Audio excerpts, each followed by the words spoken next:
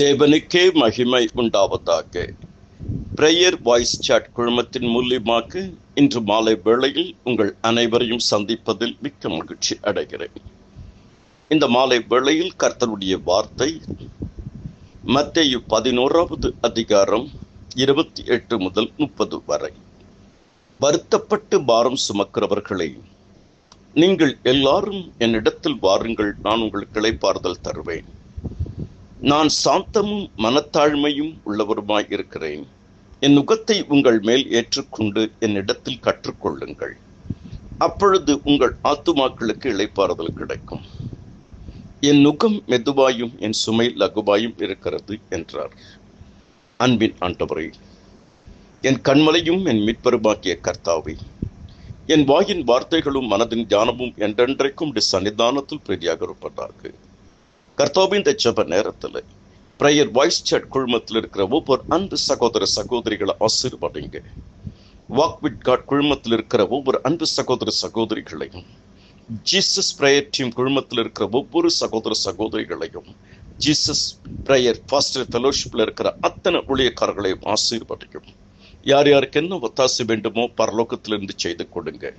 இப்பொழுதும் ஆண்டவரே, நான் எதிர்பார்த்திருக்கிறேன், நீரே என் நம்பிக்கை. இயேசுவின் மூலம் ஜெபிக்கிறேன் பிதாவே, ஆமென்.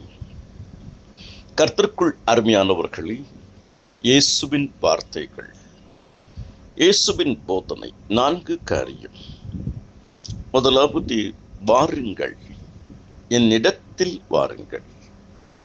இரண்டாவது, ஏற்றுக்கொள்ளுங்கள், என் நுகத்தை ஏற்றுக்கொள்ளுங்கள். மூன்றாவது, என்னிடத்தில் கற்றுக்கொள்ளுங்கள், நான் சாந்தமும் மனத்தாழ்மை உள்ளவருமாக இருக்கிறேன். நான்காவது, பெற்றுக்கொள்ளுங்கள், இளைப்பாறுதல், ஆத்தும இளைப்பாறுதல், இவைகளை பெற்றுக்கொள்ளுங்கள். கற்றுக்கொள்ளுங்கள். நாம் ஆண்டவரிடத்திலிருந்து கற்றுக்கொள்ள வேண்டியது என்ன? ஜெப வாழ்க்கை, இயேசுடைய ஜெப வாழ்க்கை. அவரிடத்திலிருந்து நாம் கற்றுக்கொள்ள வேண்டியது ஜெப வாழ்க்கை. அவரிடத்திலிருந்து நாம் கற்றுக்கொள்ள வேண்டியது அன்பு. இயேசு என்றாலே அன்பு. அவரிடத்திலிருந்து நாம் கற்றுக்கொள்ள வேண்டியது சகிப்புத்தன்மை. அவரிடத்திலிருந்து நாம் கற்றுக்கொள்ள வேண்டியது சாந்தம். அவரிடத்தில் கற்றுக்கொள்ள வேண்டியது மனத்தாழ்மை. அவரிடத்திலிருந்து நாம் கற்றுக்கொள்ள வேண்டியது பிதாவின் சித்தம், தேவ சித்தத்தை அப்போது செய்கிறவராக இருந்தார். அவரிடத்தில் நாம் கற்றுக்கொள்ள வேண்டியது கீழ்ப்படிதல். கர்த்தருக்குள் அருமையானவர்களே, இந்த 4 காரியங்களை தியானியுங்கள். வாருங்கள், ஏற்றுக்கொள்ளுங்கள், கற்றுக்கொள்ளுங்கள், பெற்றுக்கொள்ளுங்கள். கர்த்தர் தாமே உங்கள் ஒவ்வொருவரையும் அபரிமிதமாக ஆசீர்வதிப்பாராக. ஆமென்.